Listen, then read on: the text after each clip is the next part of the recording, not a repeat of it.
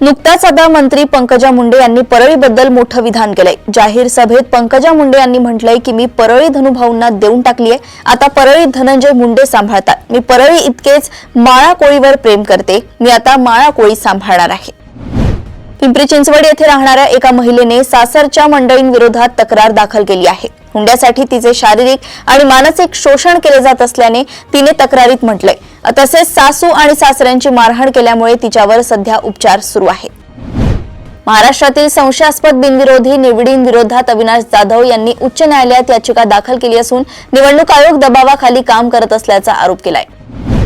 महापालिकेच्या निवडणुकीच्या पार्श्वभूमीवर हर्षवर्धन सपकाळ यांनी भाजपासह निवडणूक आयोगावर जोरदार टीका केली आहे। घोडे बाजार निवडून येण्याआधी भाजपाने मांडलाय, त्यांच्या कारस्थानाचा आम्ही निषेध करतो असेही ते म्हणाले आहे।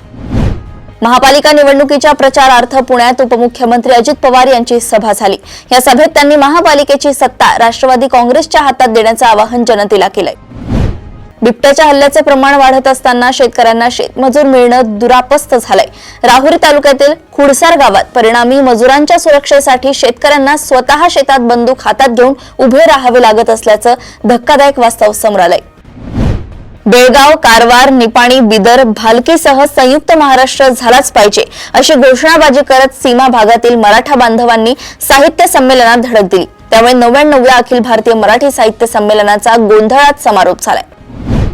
अखिल भारतीय मराठी साहित्य संमेलनाच्या 99व्या अधिवेशनात ज्येष्ठ साहित्यिक व लोककलावंत अण्णाभाऊ साठे यांना भारतरत्न देण्यात यावा यासह मराठी भाषा, शिक्षण, संस्कृती व मराठी भाषिकांच्या हक्कांशी संबंधित एकूण 17 ठराव एकमताने मंजूर करण्यात आले। माणगाव येथे 1920 मध्ये भारतरत्न डॉक्टर बाबासाहेब आंबेडकर व राजश्री छत्रपती शाहू महाराज यांची ऐतिहासिक भेट झाली होती। या भेटीचे चित्रण विश्वविक्रमी रांगोळीतून तारा राणी ब्रिगेड यांच्या वतीने साकारण्यात आले। यासाठी 8.5 टन रांगोळीचा वापर केलाय। ज्यांना कुठल्याही पक्षांकडून तिकीट मिळालं नाही, चिंता करू नका, पीएमपी आहे। वेळेवर बस, आरामदायक प्रवास आणि कमी ताण हे आमचं आश्वासन। पीएमपी निवडा, मत नको, तिकीट पुरे, पक्ष बदल नाही, फक्त थांबे बदल, असुरक्षित प्रवास अशा आशयाचे पीएमपी कडून प्रवासी आणि मतदार जनजागृती करण्यात येत आहे।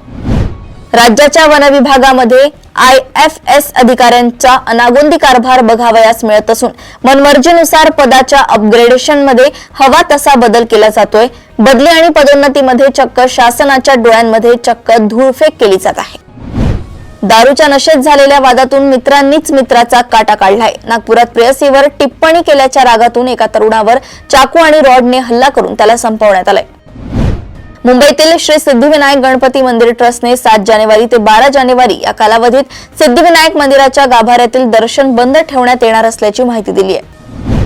पुण्यातील डबल डेकर उड्डाणपुलाच्या कामाने अंतिम टप्प्यात प्रवेश केलाय। हा उड्डाणपूल सुरू झाल्यानंतर शिवाजीनगर, औंध, बाणेर आणि पाषाण परिसरातील वाहतूक कोंडी मोठ्या प्रमाणात कमी होणार आहे।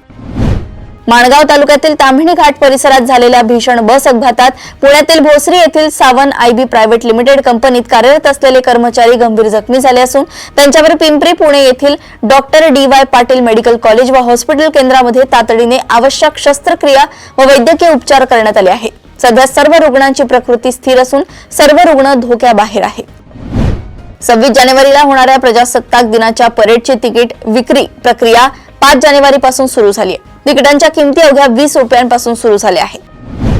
फरीदाबादमध्ये 26 वर्षीय तरुणीवर रुग्णवाहिकेत सामूहिक अत्याचार झालाय। दोन्ही आरोपी एका खासगी रुग्णालयाच्या रुग्णवाहिकेवर चालक आणि सहाय्यक म्हणून काम करत होते अशी माहिती वरिष्ठ तपास अधिकाऱ्यांनी दिली। उत्तर प्रदेशातील मथुरा आणि झांसी येथील या 2 आरोपींना अटक करण्यात आली आहे।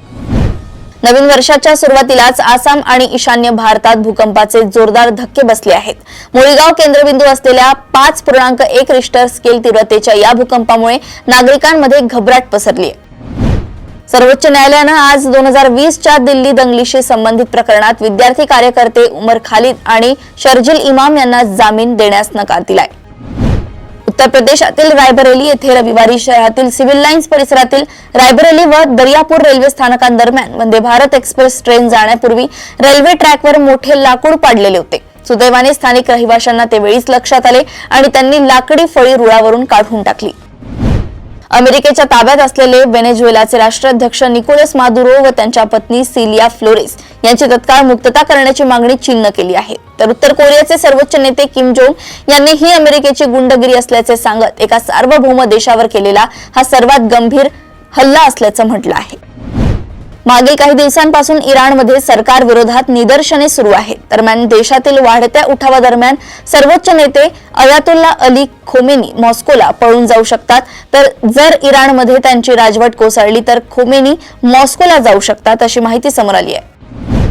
आफ्रिकेतील नायजेरियातील उत्तर भागातील गावात शनिवारी संध्याकाळी अचानक गोंधळ उडाला जेव्हा सशस्त्र हल्लेखोर घुसले आणि त्यांनी अंधाधुंद गोळीबार सुरू केला. या हल्ल्यात किमान 30 लोकांचा जीव गेला तर अनेक गावकऱ्यांचे अपहरण करण्यात आले. महात्मा ज्योतिबा फुले संशोधन आणि प्रशिक्षण संस्थेतर्फे राज्यसेवा परीक्षांसाठी पूर्व प्रशिक्षण दिले जाणार आहे. यासाठी सुमारे 2000 विद्यार्थ्यांची निवड यादी महाज्योतीने प्रसिद्ध केली आहे. निवड झालेल्या विद्यार्थ्यांना आज 5 जानेवारी रोजी प्रशिक्षण केंद्रात रुजू होण्यासाठी अखेरची संधी असेल. शिक्षणाधिकारी सरोज जगताप यांनी स्पष्ट केले की शिक्षकांना अन्य अशैक्षणिक कामांप्रमाणे याबाबत कोणतेही काम रस्त्यावर उतरून करावे लागणार नाही. त्यांना केवळ शालेय परिसरात भटके कुत्रे येणार नाही त्याची खबरदारी घ्यावी लागणार आहे व असे कुत्रे आढळल्यास ते संबंधित यंत्रणेला कळवावे लागणार आहे. महामुंबई परिसरातील मुंबई, ठाणे, रायगड आणि पालघर या 4 जिल्ह्यात सुमारे 5,65,000 विद्यार्थी अद्याप अपार आयडी विना असल्याने शिक्षण विभागाची चिंता वाढली आहे. या जिल्ह्यांमध्ये महापालिका निवडणुकांचा काळ सुरू असल्याने ऐन निवडणुकीतच हे काम पूर्ण करण्याचे आव्हान शिक्षकांसमोर उभं राहिले. टेस्लाचे सीईओ एलॉन मस्क यांनी संकटात सापडलेल्या व्हेनेझुएलाच्या नागरिकांना दिलासा देणारा निर्णय घेतलाय. व्हेनेझुएलाच्या नागरिकांना स्टारलिंक 3 फेब्रुवारीपर्यंत मोफत इंटरनेट देणार आहे. बँक कर्मचारी संघटनेने मागण्या पूर्ण झाल्या नाहीत तर देशभरातील बँकांमध्ये कोणतेही काम होणार नाही असा इशारा दिलाय. संपापूर्वी सलग 3 दिवस बँकांना सुट्ट्या असल्याने सामान्य लोकांना 4 दिवस बँकांशी संबंधित कामे करण्यासाठी अडचणींना सामना करावा लागणार आहे. दिलीप प्रभावळकर, अभिनय बेर्डे, महेश मांजरेकर आणि भरत जाधव यांच्या प्रमुख भूमिका असलेला दशावतार हा चित्रपट ऑस्कर 2026च्या स्पर्धेत सामील झालाय. बांगलादेश क्रिकेट बोर्डाने भारतात T20 वर्ल्ड कप स्पर्धेतील सामने खेळण्यासाठी नकार दिलाय. बांगलादेशला पाकिस्तानप्रमाणे श्रीलंकेत सर्व सामने खेळायचे आहेत. BCBने तशी ICCला विनंती केली आहे. अशाच सुपर 30 बातम्या जाणून घेण्यासाठी बघत रहा देशोन्नती. नमस्कार.